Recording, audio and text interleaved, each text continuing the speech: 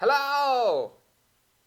Yeah, I am here. I'm not out there. I was there. I wish I was there, but the you might not be able to tell, but it's not as sunny as it looks. It's a little bit rainy outside. Anyways, yes. So I saw the video, and it made me think of two things, of two important things that I want to talk about today. I want to talk about.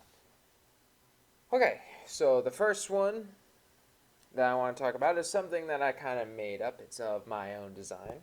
Well, bam, here it is. Okay, so yeah, handy dandy little drawing. Here we go. I have, through experience and having seen other people, noticed that a lot of people get kind of stuck in a routine or doing the same kind of thing. It could be a series of things. It can be really good things. It can be good and bad. But whatever it is, it's what I call the running thought. So we're gonna press play, and I got a marker. So we're gonna press play, da da da, boop, and we're gonna see what happens. So you're going along right here. You might not be able to see it, but just follow the pin.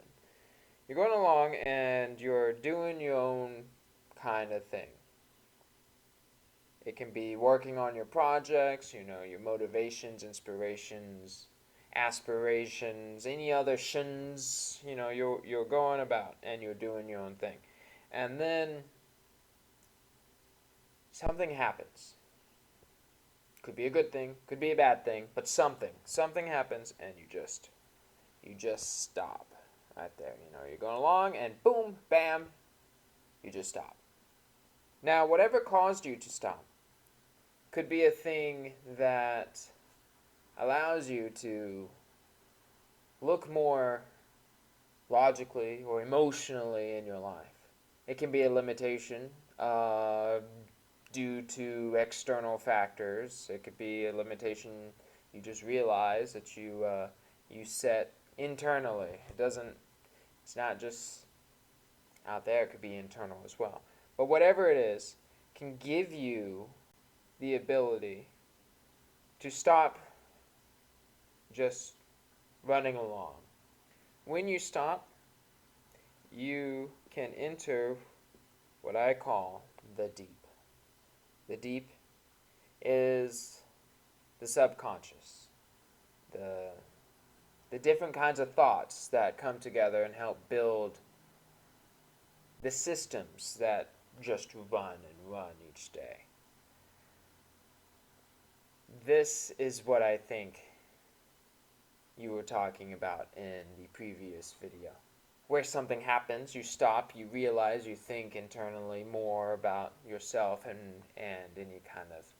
And when you get here, the transition from the running thought to here can, for some, cause anxiety or different kinds of thoughts to occur. When you solve it, or you come to some kind of epiphany, or maybe you just even get over it, or the thing that stops resolves itself, a lot of people get back to just running along, back in this train of thought. When that happens, whatever you learned at this stopping point right here can help feed into your running thoughts. Maybe you'll become more conscientious about certain things or more aware of certain things. And then, inevitably, something else might cause you to stop. Something completely different or the same thing again. That's the first thing that I kind of thought about. The other thing that I thought about was, what does being conscientious mean? I feel like that can go down the rabbit hole that is philosophy. What does conscientious and being conscientious mean to you, mean to others? And I think it can be something simple, but I think it's a target.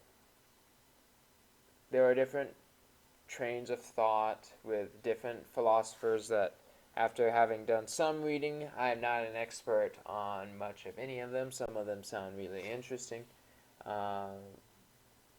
But some of them, especially the ones that believe in existentialism, some of them believe that in order to be conscientious, it requires a target and it requires the concept of conscientiousness being aware of itself, being conscientious.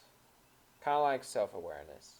And I think that it's hard to do that, to integrate that in what would be your running thought. If you do succeed in doing that, you're able to take a moment and see other people's problems. Getting up in the morning can be difficult for yourself, but like your friends who get up in the morning, how do they get up? What do they do? What do they think about for that day? I think that's one of the biggest challenges, is getting out of your own film and into someone else's. So I think the best place to start is to, even in a weird kind of way, view your own problems and see if anybody else is experiencing the same ones. And from there, what other kinds of things, good or bad, are other people experiencing. So let us work on doing that together. I look forward to being one who can engage with others and seeing what they're going through each day. Let me know in the comments. So I hope you have a good one. Goodbye.